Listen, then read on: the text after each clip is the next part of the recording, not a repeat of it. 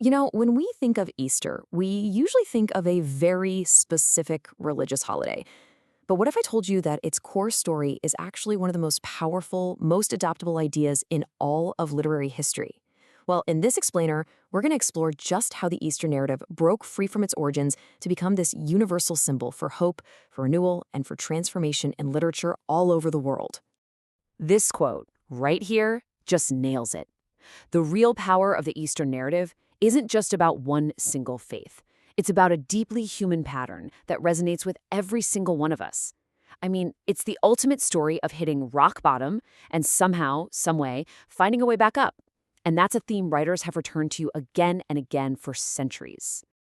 All right, so let's start our journey. The first thing we need to wrap our heads around is how this story became so much bigger than its original religious context. Think of the Easter story like a piece of literary DNA.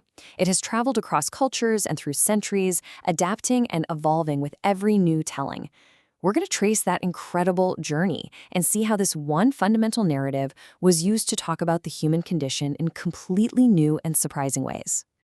So, where did this powerful literary template even come from?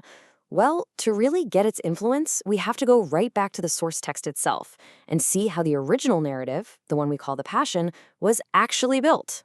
It is absolutely essential to see the Passion narrative as a literary structure.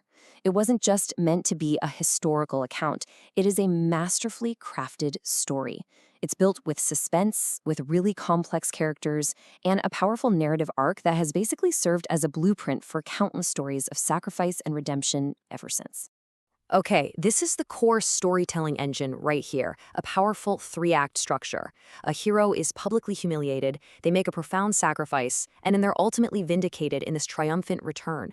This pattern is so resonant because it mirrors a really deep human hope, that our suffering can have meaning, and that even a total, crushing defeat can be overturned. The narrative is also built on this profound irony, this stark contrast between what seems to be happening on the surface and the deeper meaning underneath. What looks like a political execution is framed as a cosmic act of love. What appears as the ultimate defeat is presented as the ultimate victory. This powerful tension, that is the source of the story's incredible literary endurance. Now, a story this powerful wasn't going to stay locked away in a sacred text for long. It soon broke out, merging with public life and, eventually, with the natural world itself. So the first big leap happened back in the Middle Ages. Through what they called mystery plays, the Easter story was brought right out of the church and performed for everybody in the town square. It became this big, communal public drama, turning abstract theology into a living, breathing theatrical experience, which is huge, especially for a population that was largely illiterate. The next evolution was just as profound.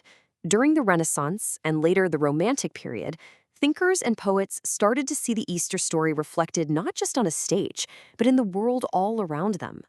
They looked at the cyclical rhythms of nature and saw the exact same pattern playing out. The death of winter giving way to the rebirth of spring, the darkness of night yielding to the light of dawn. Suddenly, the resurrection wasn't just a historical event anymore. It was a living metaphor, a promise written into the very fabric of the cosmos.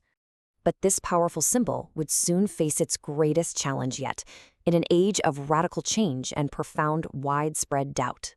And this question was really at the heart of the Victorian era. With the rise of industrialization, new scientific discoveries challenging religious certainty, a lot of people started to wonder if these ancient symbols, like the resurrection, had any meaning left at all. Society was being completely rewired. The old certainties that had anchored life for centuries, in faith, in community, in the natural order, they were all suddenly shaken. And this period of intense upheaval created what historians now call a crisis of faith. But the symbol didn't just vanish. In a perfect echo of its own core message, it was reborn. It adapted, and it found a new purpose, a new way to speak to the anxieties of this new modern world. So you have Victorian writers like Charles Dickens who essentially secularized the idea. For them, resurrection wasn't about life after death. It was about achieving a new life right here, right now. It became a metaphor for a character's moral transformation. I mean, just think of Scrooge in A Christmas Carol, or even for the redemption of an entire society from the injustices of industrial greed. And that adaptation brings us to the symbol's enduring legacy and its incredible, centuries-long journey through our shared imagination. I mean, when you trace its entire journey, the evolution is just remarkable. What began as a sacred story expanded into a public drama. Then it became a metaphor for the natural world, and finally, a powerful symbol for personal and social renewal. It really did transcend its origins to become a universal language for hope. And this leaves us with a final thought. The history of this symbol shows us that humans have always needed powerful stories of renewal to make sense of suffering and to inspire hope. So as we face our own modern crises, it's worth asking ourselves, what are the stories that give us hope today?